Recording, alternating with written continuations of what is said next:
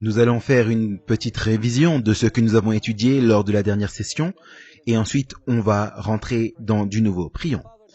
Père Céleste, alors que nous ouvrons ta parole, nous demandons la guidance du Saint-Esprit, nous demandons la compréhension, nous demandons la volonté d'ouvrir nos cœurs et esprits pour recevoir ce que tu as pour nous. Donne-nous ta sagesse, nous t'en prions dans le nom précieux de Jésus. Amen. Révisons ce que nous avons vu dans notre première session. Nous avons étudié la grande chaîne prophétique. Où est-ce que la chaîne commence? Avec quel royaume? Avec le royaume de Babylone. Très bien. Ensuite, elle continue avec quel royaume? Mèdes et Perses. Ensuite, le troisième royaume, c'est quoi? La Grèce. Le quatrième, c'est l'Empire romain. Mais ensuite, qu'est-ce qui s'est passé? L'Empire romain est quoi? Il est divisé en 10 royaumes parce que cette quatrième bête a fait pousser 10 cornes. Ensuite, au milieu des 10 cornes, se lève quoi? Une petite corne. Et elle est devenue grande. Elle est petite au début, ensuite elle grandit, elle devient plus large que les autres. Donc, dans notre étude, aujourd'hui, nous allons tenter de définir ce dont on parle lorsqu'on dit petite corne. On sait que le lion, c'est Babylone, l'ours, c'est les Mèdes et les Perses, le léopard, c'est la Grèce, le dragon, c'est Rome, et les 10 cornes représentent les 10 divisions de Rome. La question c'est, qu'est-ce qui est représenté par la petite corne? Je vais partager avec vous, alors qu'on commence, 7 caractéristiques de la petite corne. Et je vais les lister premièrement, et ensuite on va les examiner plus précisément. Allons dans les 7 caractéristiques premièrement, et ensuite on va amplifier chacune d'entre elles. Numéro 1, la petite corne s'élève après que les 10 cornes soient là. Donc on sait quand est-ce que la petite corne va se lever. Elle doit se lever après que les 10 cornes soient complètes. Après que l'Empire romain soit divisé, en d'autres termes. Caractéristique numéro 2. On sait que la petite corne doit être une puissance qui s'élève en Europe de l'Ouest, plus précisément à Rome. Et vous dites pourquoi à Rome? Parce que la quatrième bête représente Rome, et la petite corne s'élève de la tête de la quatrième bête. Donc la quatrième bête, en un certain sens, doit être romaine. Elle s'élève en Europe de l'Ouest, et plus spécifiquement à Rome. La troisième caractéristique, c'est que la petite corne déracine 3 des 10 cornes. Donc on doit chercher dans l'histoire où est-ce que la petite corne a déraciné 3 divisions de l'Empire romain. Les 4 dernières caractéristiques se trouvent dans Daniel 7, verset 25. On trouve là, dans ce verset, les mots suivants. Il prononcera des paroles contre le Très-Haut. C'est la caractéristique numéro 4. Ces paroles sont définies dans Apocalypse 13 qu'on va étudier demain, si Dieu veut. Elles sont définies comme étant des blasphèmes. Les grandes paroles ou les paroles pompeuses, c'est du blasphème. La 4e caractéristique, c'est que la petite corne prononce des blasphèmes. La 5e caractéristique est exprimée dans le verset 25. Il prononcera des paroles contre le Très-Haut. Il opprimera les saints du Très-Haut. C'est la caractéristique numéro 5. C'est une puissance qui persécutera le peuple fidèle de Dieu. Et ensuite, on a la caractéristique numéro 6. Il est dit au sujet de la petite corne, et il espérera changer les temps et la loi. En d'autres termes, ce sera une puissance qui pensera avoir la capacité et le pouvoir de changer la loi même de Dieu. Et la caractéristique finale, c'est que cette petite corne va régner pendant une certaine période de temps. Il est dit, à la fin du verset 25, « Ensuite, les saints seront livrés entre ses mains pendant un temps, des temps, et la moitié d'un temps. » Et donc, on a ces 7 caractéristiques de la petite corne, et maintenant, on veut regarder quelle puissance a accompli ces 7 caractéristiques. Cependant, avant de faire ceci, j'aimerais mettre l'emphase sur quelque chose de très important à nouveau. Et c'est que, lorsque on identifie la petite corne, on ne parle pas de personne individuelle représentée par la petite corne. La petite corne représente une organisation religieuse apostate. En d'autres termes, elle représente un système apostat de religion. Ça ne veut pas dire que tous ceux qui appartiennent à cette religion sont apostats. Ce que cela signifie, c'est que le système lui-même est un système apostat et sa condition est irréversible. Ça veut dire qu'il ne va pas changer selon la prophétie biblique. Mais dans ce système, il y a beaucoup de personnes sincères qui aiment le Seigneur Jésus de tout leur cœur. Elles servent Jésus avec leurs meilleures possibilités selon la connaissance qu'elles ont. J'aimerais vraiment clarifier cela. Donc on dit, qu'est-ce qui est représenté par la petite corne? Quelle organisation religieuse apostate est représentée par la petite corne? Je vais vous dire quelle est la puissance que ça représente et ensuite on va regarder aux preuves.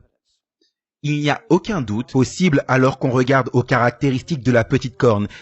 Il n'y a qu'une seule puissance, un seul système dans le monde qui ait toutes ces caractéristiques. Et c'est la papauté catholique romaine. La petite corne représente la papauté catholique romaine en tant que système.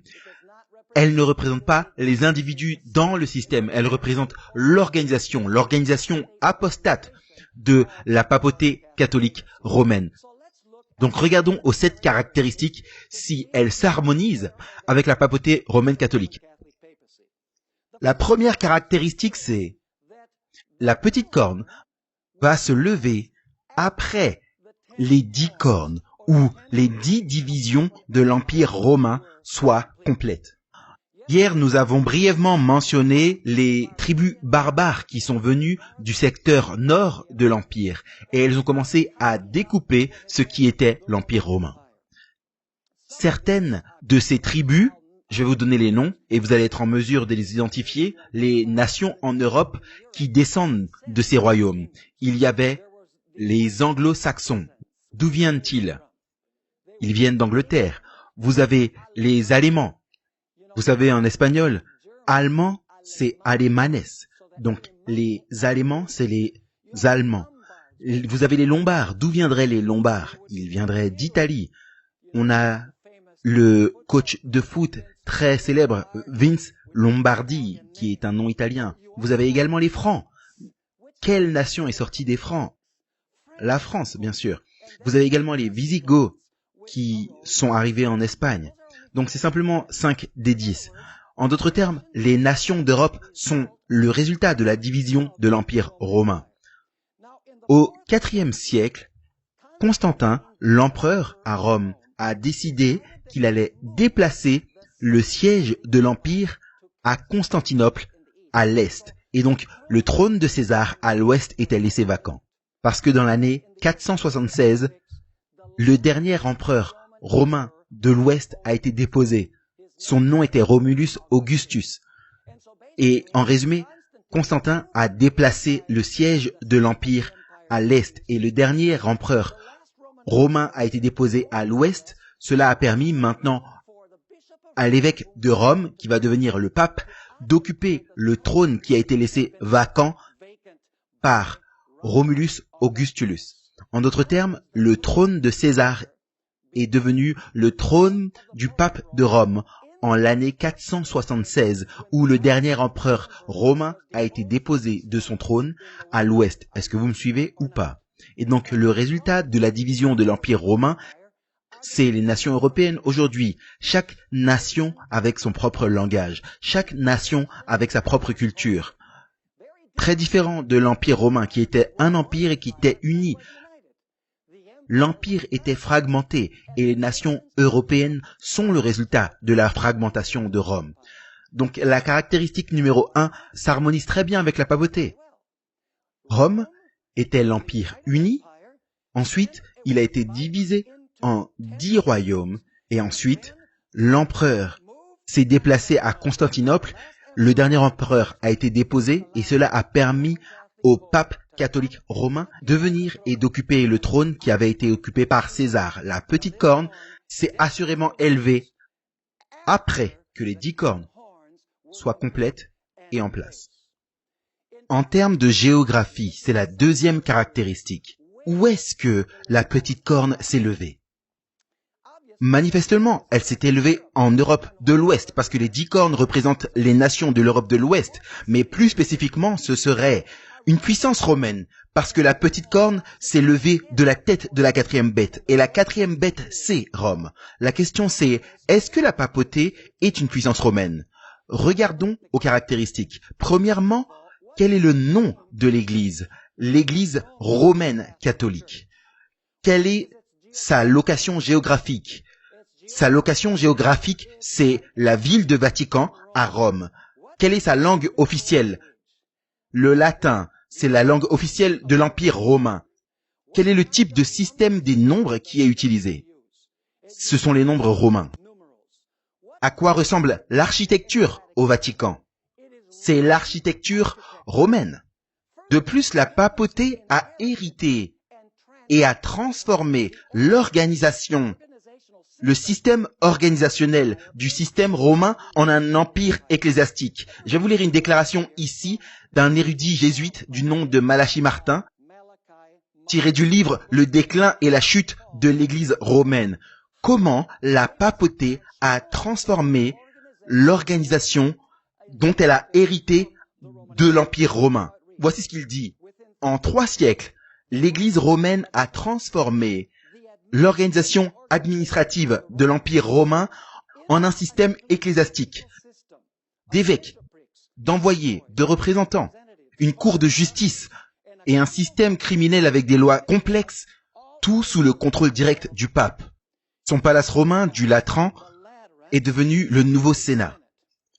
Les nouveaux sénateurs étaient qui? Les cardinaux, les évêques qui vivaient à Rome et les prêtres et les diacres aident le pape à administrer ce nouvel imperium, en d'autres termes, ce nouvel empire.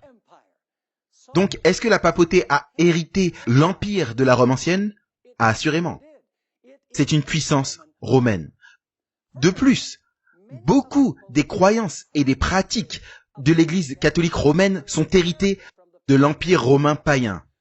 Parmi ces pratiques païennes, par exemple, se trouvait le jour du soleil. En d'autres termes, le dimanche était le jour d'adoration qui est venu par l'ancien empire romain. En réalité, la première loi du dimanche a été proposée par Constantin dans l'année 331. C'était un païen à cette époque. Et bien sûr, plus tard, en 336, dans le concile de Laodicée, cette loi particulière du dimanche est devenue une loi religieuse du dimanche. Parce qu'au début, c'était une loi civique et ensuite elle est devenue une loi religieuse.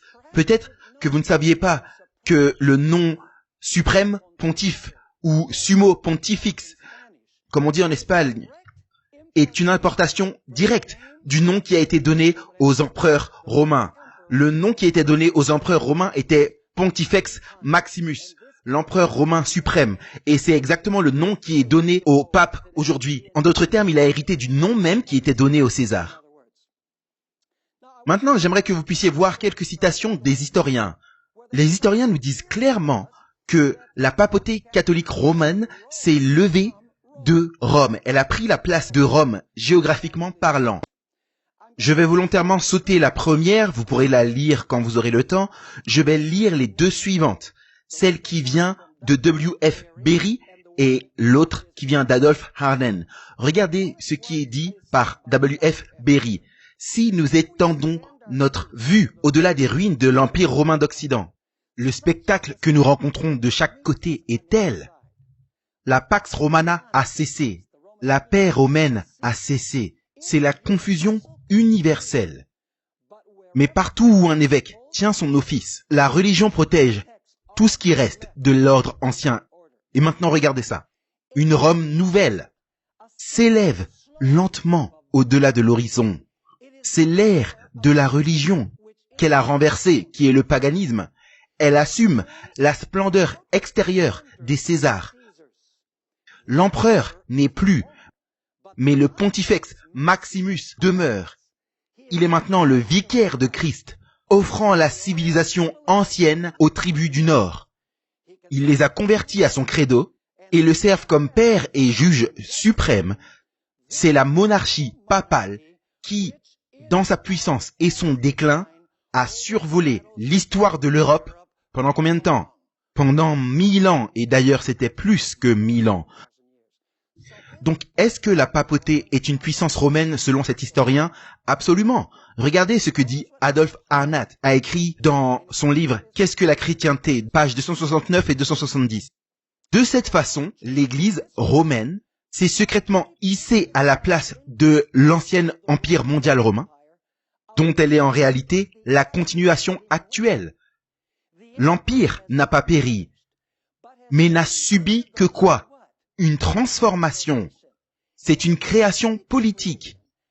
Et elle est aussi imposante qu'un empire mondial, parce qu'elle est quoi? La continuation de l'empire romain. Le pape, qui se nomme roi et pontifex Maximus, est le successeur des Césars. Maintenant, laissez-moi vous demander, est-ce que la petite corne est une puissance romaine?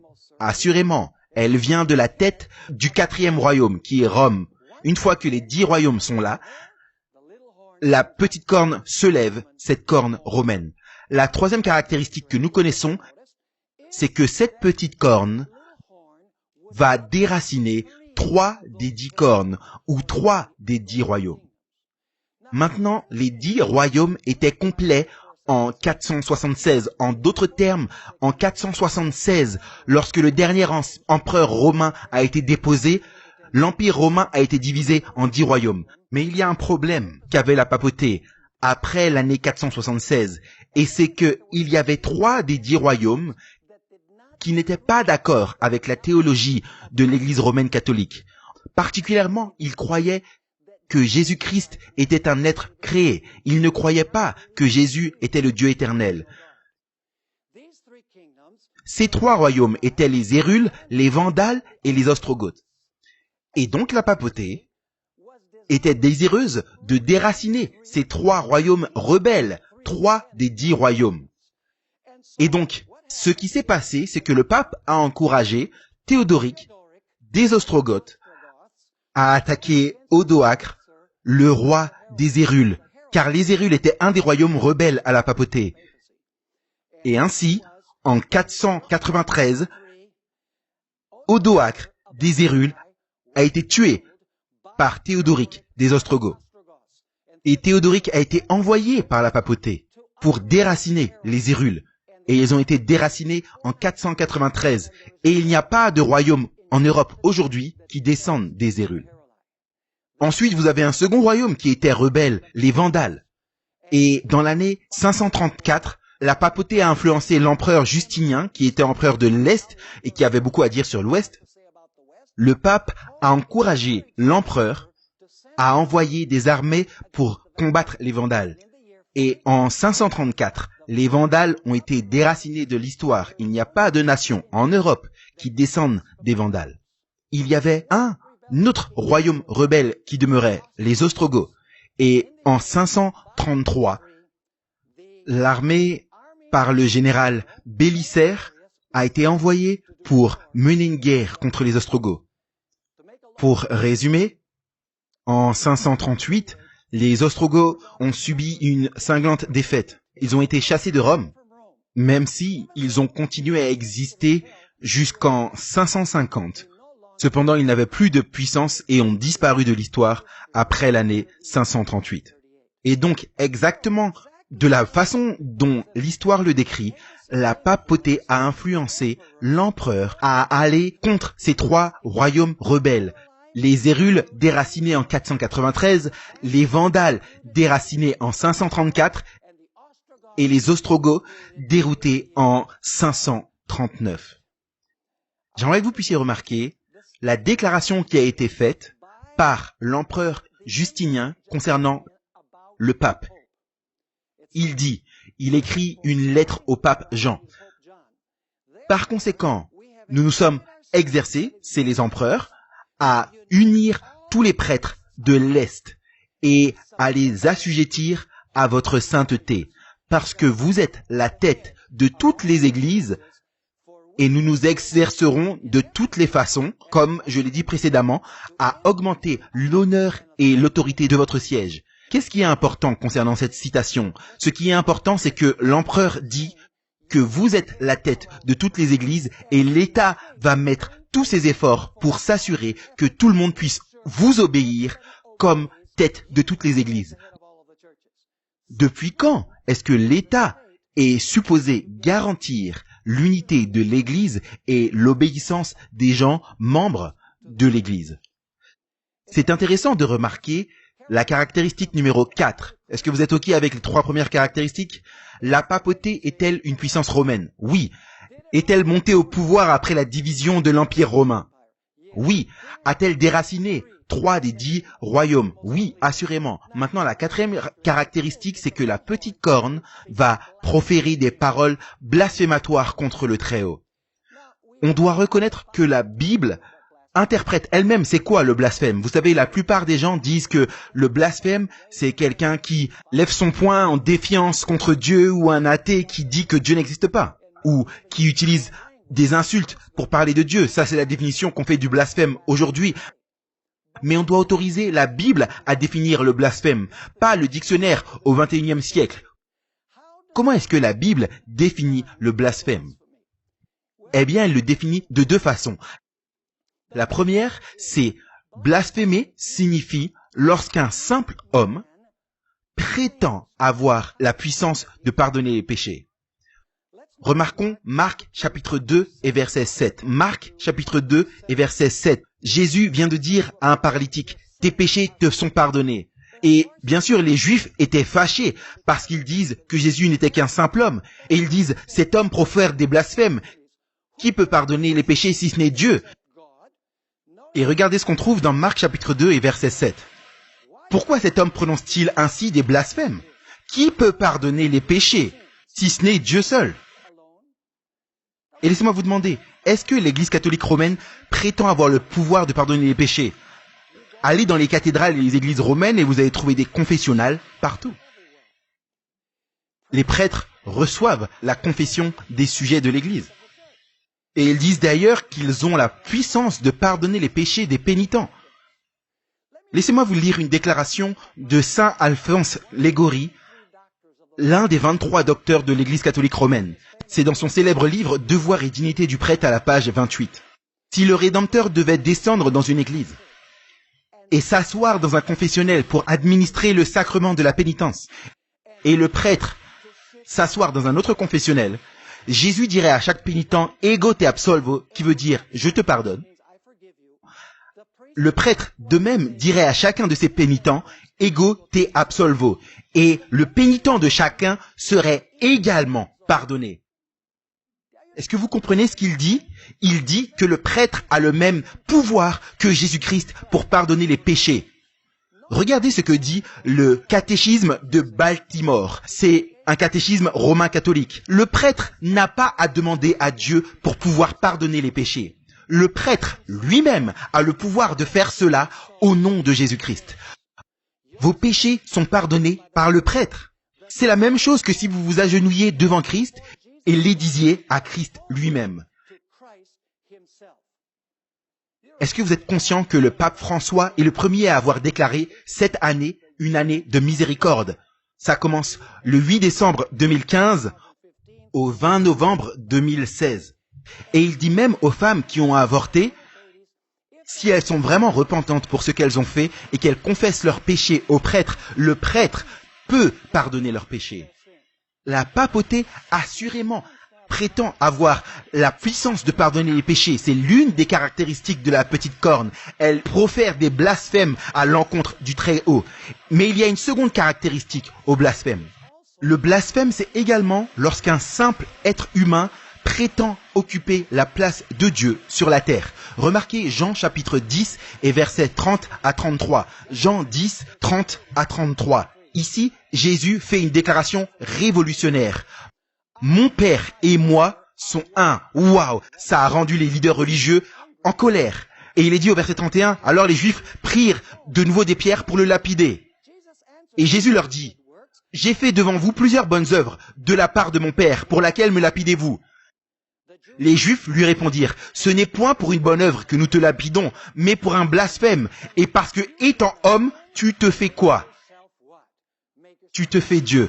Donc, lorsqu'un simple homme se fait Dieu ou se prétend le représentant de Dieu sur terre, ça, c'est un blasphème. il s'avère que les papes eux-mêmes s'appellent Vicarius Christi. C'est-à-dire, le mot vicaire signifie celui qui prend la place de. Donc, Vicarius Christi signifie celui qui prend la place de Christ. Moi, tout ce que j'ai toujours connu, c'est que le Saint-Esprit était celui qui allait prendre la place de Jésus. Un autre nom que le pape prétend lui appartenir, c'est Vicarius Filii Dei, qui veut dire vicaire du Fils de Dieu, c'est-à-dire celui qui prend la place du Fils de Dieu, ou le substitut pour le Fils de Dieu. C'est un blasphème, mes amis. Laissez-moi vous lire une déclaration de l'histoire de l'Église. Dans une oraison offerte au pape lors de la 4e session du 5e concile de Latran, Christopher Marcellus a dit la chose suivante concernant le pape, et il parle au pape. « Car vous êtes le berger, vous êtes le médecin, vous êtes le directeur, vous êtes le vigneron. Finalement, vous êtes un autre Dieu sur terre. » C'est un catholique romain qui parle du pape. Maintenant, il y a une encyclopédie intéressante qui s'appelle Prompta Bibliotheca. Elle a été publiée au milieu des années 1800. J'ai tous les 8 volumes. C'est une très très vieille encyclopédie. Et si vous regardez à l'article Papa, qui signifie pape, vous allez trouver quelque chose de très intéressant dans cette encyclopédie, qui est une encyclopédie catholique romaine, qui a l'imprimature de l'Église, ce qui signifie que c'est une publication autorisée de l'Église catholique romaine. Laissez-moi vous lire cette déclaration, vous me dites si c'est un blasphème. De plus, la supériorité et la puissance du pontife romain ne se rapportent pas uniquement aux choses célestes, aux choses terrestres et aux choses sous la terre, mais sont même sur les anges dont il est plus grand. De sorte que s'il était possible que les anges se trompent dans la foi, ou pensent contraire à la foi, ils pourraient être jugés et excommuniés par le pape, car il est d'une si grande dignité et puissance qu'il forme un seul et même tribunal avec le Christ, de sorte que tout ce que le pape fait semble sortir de la bouche de Dieu, comme selon la plupart des docteurs, etc. Le pape est, pour ainsi dire, Dieu sur terre, seul souverain de tous les fidèles du Christ, roi en chef des rois, ayant une plénitude de pouvoir ininterrompue, chargé par le Dieu tout-puissant de gouverner les royaumes non seulement terrestres, c'est l'État, mais également les royaumes célestes, c'est l'Église. Le pape est d'une si grande autorité et puissance qu'il peut modifier, expliquer ou interpréter même les lois divines. Le pape peut modifier les lois divines, vu que son pouvoir ne découle pas des hommes, mais de Dieu, et il agit comme vice-régent de Dieu sur la terre, avec l'abondant pouvoir de lier ou de délier ses brebis. Tout ce que l'Éternel Dieu lui-même et le Rédempteur sont censés faire, c'est ce que leur vicaire fait, étant donné qu'il ne fait rien de contraire à quoi? À la foi. C'est du blasphème, les amis.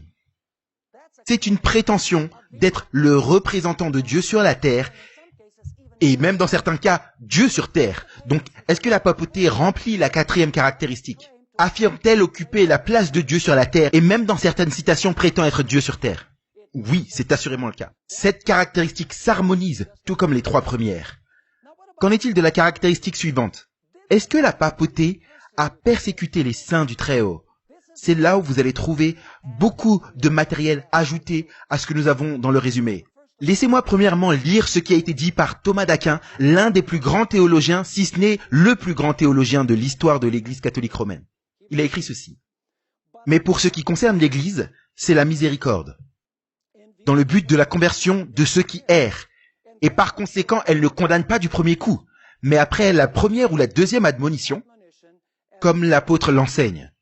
Après cela, cependant, après que la personne ait été avertie 1 ou 2 fois, s'il s'avère que l'homme en question est toujours opiniâtre, c'est-à-dire entêté, l'Église, n'ayant aucun espoir de sa conversion, l'Église pourvoit à la sécurité des autres, le retranchant de l'Église par la sentence de l'excommunication et de plus le laisse aux tribunaux séculiers pour qu'il soit exterminé du monde par la mort. Entre parenthèses, l'autre grande colonne de la théologie catholique romaine, Saint Augustin, est celui qui, originellement, est venu avec l'idée que l'Église devait utiliser l'État pour détruire ceux qui ne s'harmonisaient pas avec les pratiques et les enseignements de l'Église. Et j'aurais donc pu également vous lire des citations venant de saint Augustin. La papauté était coupable d'avoir persécuté les Hussites. N'avez-vous jamais entendu parler de l'histoire de Jean Hus? Comment il a été brûlé au bûcher? Eh bien, ses disciples ont été persécutés sans relâche. Le pape Martin V, qui a régné de 1417 à 1431. En 1429, il a écrit une lettre au roi de la Pologne. Et il lui a dit, il vous faut exterminer les Hussites. Et je lis ce qu'il a écrit. Non, il écrit à ce roi. Non, l'intérêt du Saint-Siège et celui de votre couronne font de cela un devoir d'exterminer les Hussites. Souvenez-vous que ces personnes impies osent proclamer. Regardez ce qu'ils proclament. Ils proclament des principes d'égalité. Ils maintiennent que tous les chrétiens sont des frères, comme si c'était un crime. Et que Dieu n'a pas donné à des hommes privilégiés le droit de diriger la nation. Ils disent que Christ est venu sur la terre pour abolir l'esclavage. Ils appellent les peuples à la liberté. C'est donc une annihilation des rois et des prêtres. Alors qu'il reste du temps, tournez vos forces contre la Bohème. C'est là qu'étaient les Hussites. Brûlez, massacrez, faites des déserts, car rien ne peut être plus agréable à Dieu et plus utile pour la cause des rois que l'extermination des Hussites. Ça, c'est un pape catholique romain qui écrit au roi de la Pologne. Qu'en est-il de la persécution contre les Vaudois? Au XVe siècle, en 1487, le pape Innocent VIII, soit dit en passant, il n'était pas vraiment très innocent, a proclamé une bulle qui est une lettre personnelle contre les Vaudois. Dans la bulle, le pape fait référence aux Vaudois comme cette secte malicieuse, abominable et maligne. Et il dit que s'ils refusent d'abjurer, c'est-à-dire de révoquer, ils doivent être écrasés comme des serpents venimeux. On peut oublier le fameux massacre du Piémont. Soit dit en passant, j'ai été là-bas, dans cet endroit même dont je vais vous parler maintenant. 1655, le 25 janvier 1655. Le duc de Savoie a publié un édit contre les Vaudois. Il a dit soit ils doivent se convertir, soit quitter les vallées et avoir leurs propriétés confisquées. Et s'ils ne se convertissent pas, ils seront sujets au décret de mort.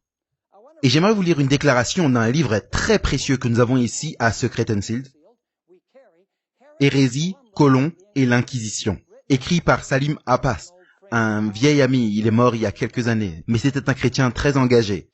Il a écrit ceci. Le 17 avril, 15 000 soldats ont envahi les vallées du Piémont. Des milliers de Vaudois ont été tués et mis en esclavage. Des centaines en mesure de s'échapper dans les endroits les plus reculés des montagnes ont été capturés et jetés par-dessus la falaise du mont Cataluso, près de Torre Pellis. J'ai été là-bas. J'ai été à cette falaise où ils ont jeté des douzaines de Vaudois parce qu'ils n'étaient pas d'accord avec les enseignements et les pratiques de l'Église. Qu'est-ce qu'on pourrait dire au sujet du massacre de la Saint-Barthélemy qui a eu lieu le 24 août 1572, orchestré par le pape Grégoire XIII au son de la cloche? Les Huguenots, en France, ont été tués sans pitié. 70 hommes, femmes et enfants ont péri. Les Huguenots étaient les professionnels de l'époque. Ils étaient ce qu'on appelle la crème de la crème. À la nouvelle du massacre, le pape Grégoire XIII, avec ses cardinaux et autres ecclésiastiques et dignitaires, ont assisté à une longue procession à l'église de Saint-Louis, où le cardinal de Lorraine chanta le Te Deum, c'est-à-dire un hymne de louange à Dieu. Entre parenthèses, une médaille a été frappée pour commémorer le massacre. D'un côté de la médaille, il y a la face du pape Grégoire XIII et de l'autre côté, il y a l'image de l'ange destructeur. Si vous voulez savoir comment fonctionnait l'Inquisition, il vous faut lire ce livre. C'est incroyable de voir comment ce mécanisme persécutait les gens sans pitié, les torturait, simplement parce qu'ils n'étaient pas d'accord avec les pratiques et la théologie de l'Église. L'Inquisition a été établie au XIIe siècle, durant le pontificat d'Innocent XIV. qui a régné de 1241 à 1253. L'Inquisition a été raffinée. Et maintenant, je vais parler d'une bulle papale qui s'appelle Ad Extirpanda. Elle a été proposée en l'an 1252 par le pape Innocent XIII. Et voici certaines des choses que vous trouvez dans cette lettre particulière du pape. Numéro 1. La torture doit être appliquée aux hérétiques pour assurer la confession. Numéro 2. Ceux qui sont trouvés coupables doivent être brûlés au bûcher. Numéro 3. Ça c'est le pape qui parle, hein. Numéro 3. Une force de police doit être établie pour servir les besoins de l'Inquisition. Numéro 4. Une proclamation de croisade contre tous les hérétiques d'Italie. Et ceux qui participaient à ces croisades avaient les mêmes privilèges et les indulgences que ceux qui avaient participé aux croisades en Terre Sainte. Finalement, les héritiers des hérétiques devaient avoir leurs biens confisqués, tout comme les biens qui appartenaient aux hérétiques eux-mêmes. C'est intéressant de lire ce que Peter de Rosa, un catholique romain, a écrit dans son livre « Vicaire de Christ », pages 175 et 176. Écoutez ça. Parmi 80 papes, en partant du XIIIe siècle et suivant, pas un seul n'a désapprouvé la théologie et le mode opératoire de l'Inquisition. Au contraire, l'un après l'autre ont ajouté leur propre touche cruelle à l'œuvre de cette machine de mort. Laissez-moi lire une déclaration d'un inquisiteur du XIIIe siècle, Bernard Guillet. Voici ce qu'il écrit. L'objectif de l'Inquisition, c'est de détruire l'hérésie. Il n'est pas possible de détruire l'hérésie à moins qu'on éradique les hérétiques. Et c'est impossible d'éradiquer les hérétiques à moins d'éradiquer également ceux qui les cachent, sympathisent avec eux et les protègent. Donc on ne persécute pas seulement les hérétiques, on torture également les hérétiques pour trouver qui a sympathisé avec eux. C'est ce qu'il dit. Maintenant, Juan Antonio Llorente, un Espagnol, qui était le secrétaire de l'Inquisition à Madrid, a des choses intéressantes à dire concernant l'Inquisition. Il a eu une expérience de conversion. Laisse-moi vous lire ces deux déclarations. J'étais le secrétaire de l'Inquisition à la cour de Madrid durant l'année 1789, 1790 et 1791. Je connaissais assez bien l'institution pour la réfuter. Elle était vicieuse dans son origine, sa constitution et ses lois, malgré les excuses qui ont été écrites en sa faveur. Il a également écrit « L'horrible conduite de cet office saint, qui était le nom de l'Inquisition, a affaibli le pouvoir et a diminué la population de l'Espagne, en arrêtant le progrès des arts, de l'industrie, de la science et du commerce, et en poussant nombre de familles à quitter le royaume, étant à l'origine de l'expulsion des Juifs et des morts, et en immolant sur leur pic flambant plus de 300 000 victimes. » Ça, c'est écrit par un catholique romain, qui était un inquisiteur. C'était le secrétaire de l'Inquisition en Espagne. Il a écrit plusieurs volumes, documentant ce qu'a fait l'Église catholique romaine durant l'Inquisition. J'aurais souhaité avoir le temps de parcourir le matériel suivant dans le résumé. Vous savez, pendant longtemps, j'ai eu le souhait de visiter un endroit particulier au Pérou. Et il y a quelques années, j'ai été invité à faire une présentation dans une université adventiste à Lima, près de Lima. Et je voulais donc visiter le palais de l'Inquisition, parce que j'avais entendu qu'il y avait une exposition intéressante là-bas. Et donc une après-midi, ils m'ont amené pour visiter ce palais de l'Inquisition dans la ville de Lima. Entre parenthèses, l'Inquisition a fait rage dans 3 pays latino-américains, en Colombie, au Mexique et bien sûr au Pérou. Alors qu'on est rentré dans le palais de l'Inquisition, lorsqu'on regarde sur la droite, on trouve ce très grand mural, cette grande représentation de ce qu'on appelle l'auto da fé. Et en d'autres termes, ce qu'ils font, c'est qu'ils mènent un interrogatoire des hérétiques. Ils sont à la place, armas, et si vous êtes trouvé coupable, ils vous brûlent au bûcher. Et c'est intéressant comment ce jeune homme, qui était notre guide, a simplement décrit que, peu importe qui n'était pas d'accord avec les pratiques et les enseignements de l'Église, il l'attachait au bûcher et ensuite, ils étaient brûlés vivants. Vous pouvez lire dans le matériel, les différents instruments de torture qui étaient utilisés par les inquisiteurs là-bas au Pérou. En réalité, après avoir regardé à ce grand mural au côté droit, vous allez ensuite à gauche pour voir la chambre de torture. Vous pouvez lire ça quand vous avez le temps. Vous avez le strapazo, le poste de fouettage, le rack, le garrot, la planche à eau. Vous avez entendu parler du simulacre de noyade. Ensuite, ils nous amènent au-delà de la chambre de torture. Soit dit en passant, ils ont des échantillons de tous les instruments qui étaient utilisés. Et de comment ils étaient utilisés pour torturer les gens et leur dire de se rétracter. Mais également de dire qui a sympathisé avec leurs idées.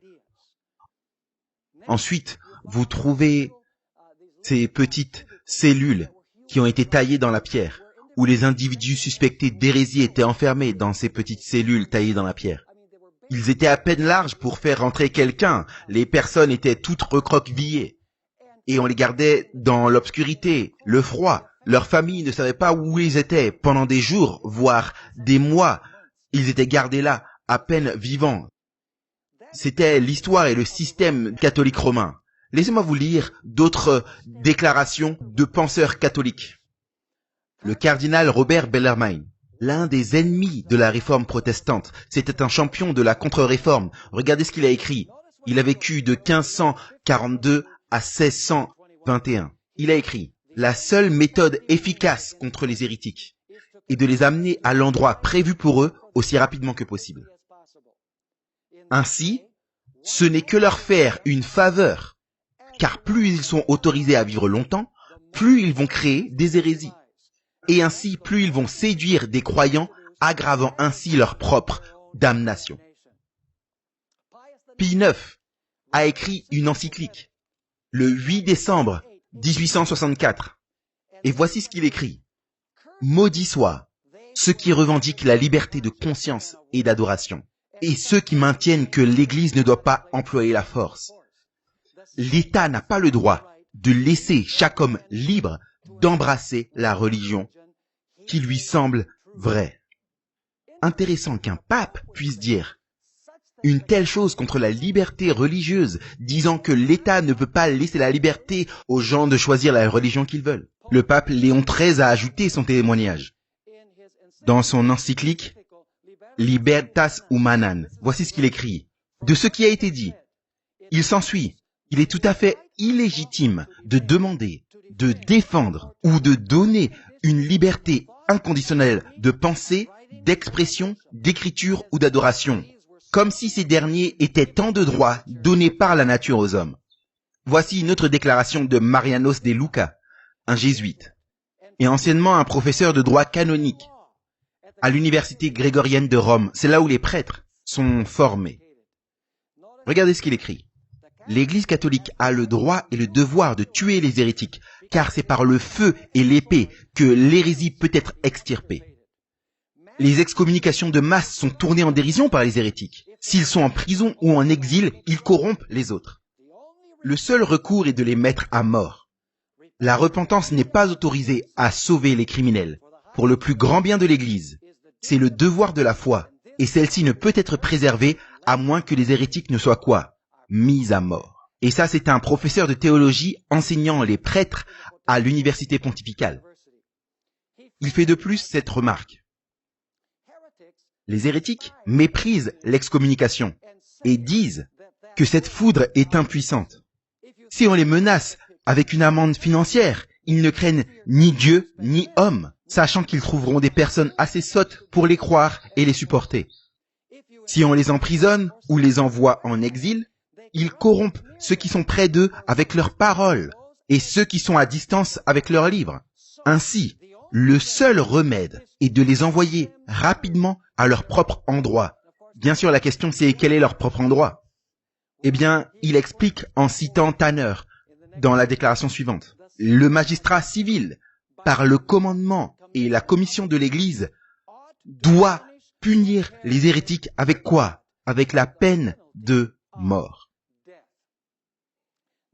Remarquez cette déclaration d'Alfred Baudrillard. C'était un cardinal français.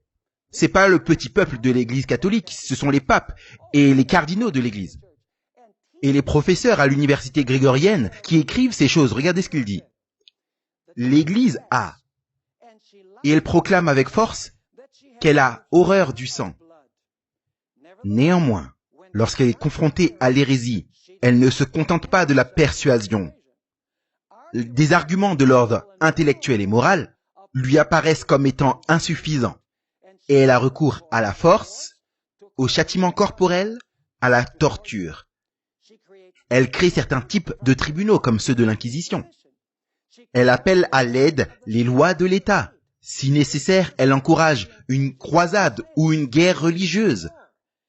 En résumé, son horreur du sang culmine presque à presser le pouvoir séculier à le verser, dont les procédés sont toujours plus odieux, car ils sont moins francs que si l'Église le faisait elle-même. En d'autres termes, c'est bien plus facile d'appeler l'État à verser le sang, et d'ensuite de jeter le blâme sur l'État en disant « nous, on n'a rien fait ».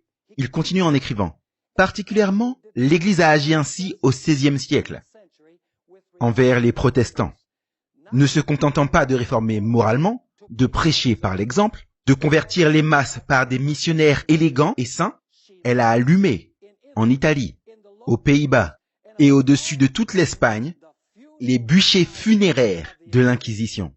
En France, sous François Ier et Henri II, en Angleterre, sous Marie Tudor, elle a torturé les hérétiques, à la fois en France et en Allemagne, à la seconde moitié du XVIe siècle, et la première moitié du XVIIe, si elle ne l'a pas commencé.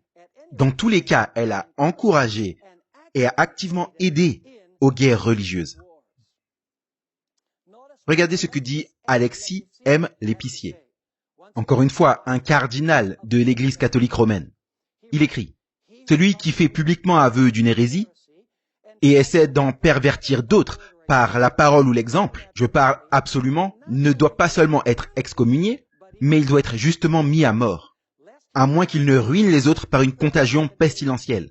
Car un homme mauvais est pire qu'une bête sauvage, et fait bien plus de mal, comme l'a dit Aristote.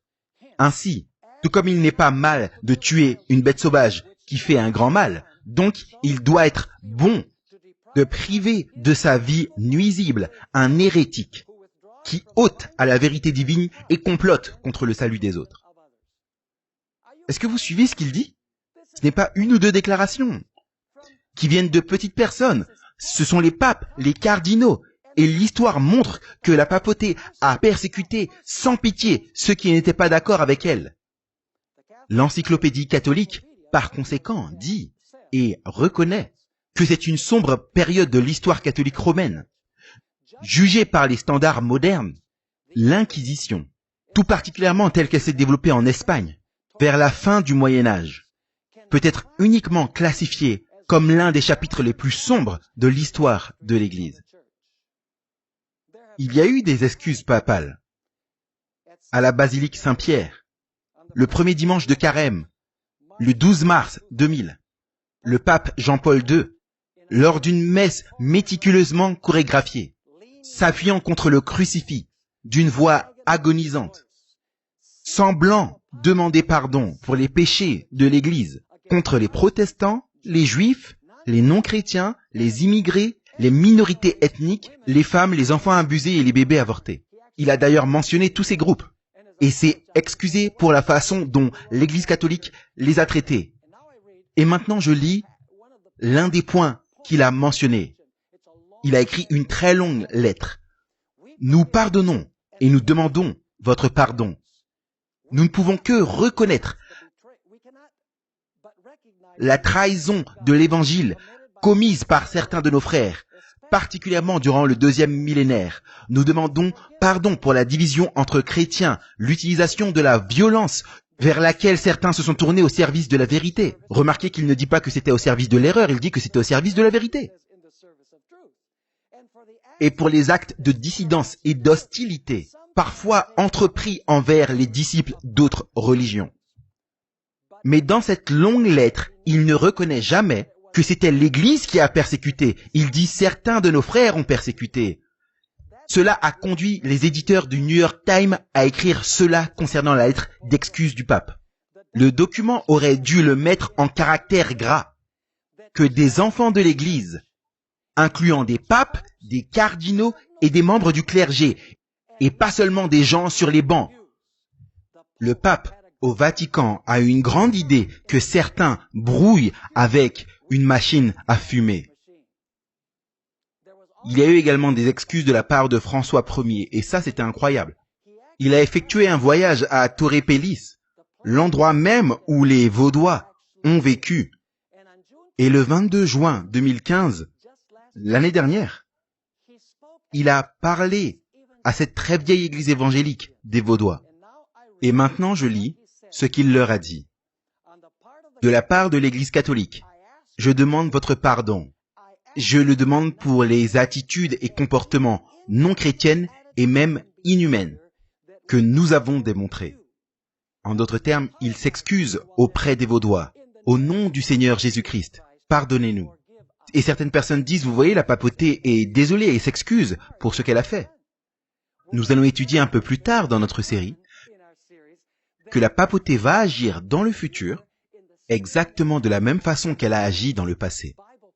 La prophétie biblique nous dit que cela va se produire. Donc, la façade que la papauté revêt aujourd'hui, comme étant une église qui demande le pardon et qui supplie pour le pardon en disant « Nous sommes désolés pour ce que nous avons fait », n'est qu'un moyen pour la papauté de retrouver la confiance des gens jusqu'à ce qu'elle retrouve ses pleins pouvoirs. Maintenant, on va étudier la caractéristique numéro 6 et on va laisser de côté la numéro 7 pour notre prochaine présentation parce que notre présentation suivante va parler du temps, un temps, des temps et la moitié d'un temps. Donc couvrons le point numéro 6. Est-ce que la papauté a revendiqué avoir changé la sainte loi de Dieu? Oui, de deux façons. La première indirectement et la seconde directement. Si vous lisez la Bible catholique romaine, vous allez trouver le deuxième commandement tel qu'il est dans les Bibles protestantes. Il est dit « Ne faites pas d'image taillée et ne vous agenouillez pas devant ». Ça, c'est dans la Bible catholique romaine. Mais lorsque vous allez dans le catéchisme catholique romain, ce commandement n'est plus là, il n'est plus dans le catéchisme. Et vous vous dites pourquoi serait-il dans la Bible catholique romaine et pas dans le catéchisme? C'est très simple. S'il était dans le catéchisme, qui est utilisé pour enseigner les enfants afin qu'ils puissent prendre la première communion, s'ils voient ce commandement dans le catéchisme, ils vont dire « Attends un instant, il y a une contradiction ici. Il est dit « Ne faites pas d'image et ne vous agenouillez pas devant ». Pourquoi alors on a tant d'images dans l'Église? Et pourquoi on se prosterne devant elles? Eh bien, l'Église catholique romaine a ôté le deuxième commandement de son catéchisme, même si il se trouve dans la Bible catholique romaine. Et la plupart des catholiques romains ne lisent pas la Bible. Donc, la plupart d'entre eux sont surpris lorsqu'ils découvrent que le second commandement ne dit « Ne faites pas d'image taillée et ne vous prosternez pas devant elle ». Mais le plus grand changement que le système catholique romain a opéré dans la loi de Dieu, c'est qu'il dit ouvertement « Nous avons changé par l'autorité de Jésus-Christ le jour d'adoration du sabbat au dimanche ». L'Église catholique romaine revendique, et on va regarder ça plus attentivement dans le futur, l'Église catholique romaine, sans excuse, dit ouvertement que les rois, que les papes cardinaux, théologiens et professeurs de théologie, ils disent « Nous avons changé le jour d'adoration du sabbat au dimanche ». Permettez-moi de vous lire une déclaration de saint Thomas d'Aquin. Saint Thomas d'Aquin est le plus grand théologien de l'histoire catholique romaine. Saint Augustin serait probablement très proche de lui, mais d'Aquin, sans aucun doute, est le plus grand théologien de l'Église catholique romaine. Regardez ce qu'il dit concernant le jour d'adoration. Dans la nouvelle loi, l'observation du dimanche supplante l'observation du sabbat. Non pas en vertu d'une quelconque loi, c'est-à-dire que ça ne se trouve pas dans la Bible, mais par la détermination de l'Église et la tradition du peuple chrétien. Donc il dit, le dimanche est le jour d'adoration, pas parce que la Bible dit que c'est le dimanche, mais parce que l'Église et le peuple a décidé que le dimanche serait le nouveau jour d'adoration. Ma Bible dit quelque chose de différent. Ma Bible me dit que le sabbat a été créé par Dieu au commencement, avant le péché. Il fait partie du plan originel de Dieu. C'est le 4e commandement de la sainte loi de Dieu. Rappelle-toi du jour du sabbat pour le garder et l'observer. Jésus-Christ a observé le sabbat. Il a été à la synagogue selon sa coutume Les apôtres, selon le livre d'Actes, ont observé le sabbat du 7e jour comme un jour de repos. Il n'y a pas de vestige dans la Bible que le jour d'adoration ne soit jamais changé, ou que nous sommes supposés honorer le dimanche parce que Jésus était ressuscité ce jour-là, ou que le dimanche soit particulièrement saint à cause de la résurrection de Christ. Cependant, l'Église catholique romaine, encore et plus tard je vais vous présenter une série de déclarations, ils disent « Nous, par l'autorité de Jésus-Christ, qu'il a donné à l'Église catholique romaine, nous avons changé le jour d'adoration du samedi au dimanche. » La Bible dit que la petite corne pensera à changer quoi? La loi de Dieu. Donc laissez-moi vous poser une question. Est-ce que toutes les caractéristiques s'harmonisent avec l'Église catholique romaine? Absolument. Numéro 1.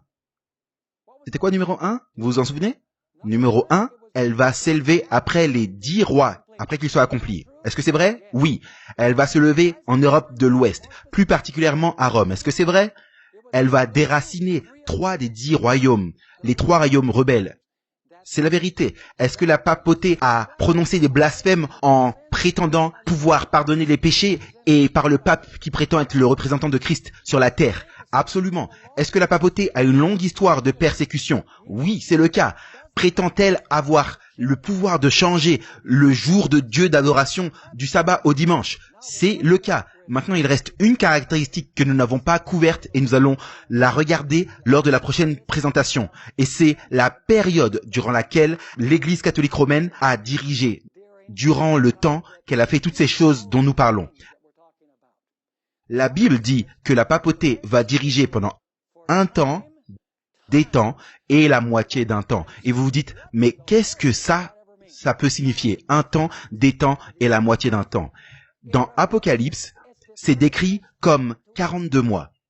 Et dans Apocalypse chapitre 12, on appelle ça 1260 jours. 3 expressions parallèles. 1260 jours, 42 mois, un temps, des temps et la moitié des temps. Et dans l'étude suivante ensemble, je vais vous montrer que la papauté a régné exactement pendant ce temps que dit la prophétie. Elle a régné pendant 1260 années à partir du moment où elle est arrivée à la puissance jusqu'au temps où elle a reçu sa blessure mortelle selon Apocalypse 13. Donc la dernière caractéristique s'harmonise également avec la papauté comme un gant à la main. Donc est-ce que vous êtes clair sur ce qu'on a étudié jusque-là? La chaîne prophétique, Babylone, Mède et Perse, Grèce, l'Empire romain divisé et ensuite de l'Empire romain divisé s'élève la petite corne avec toutes ses caractéristiques et elle a régné pendant 1260 années.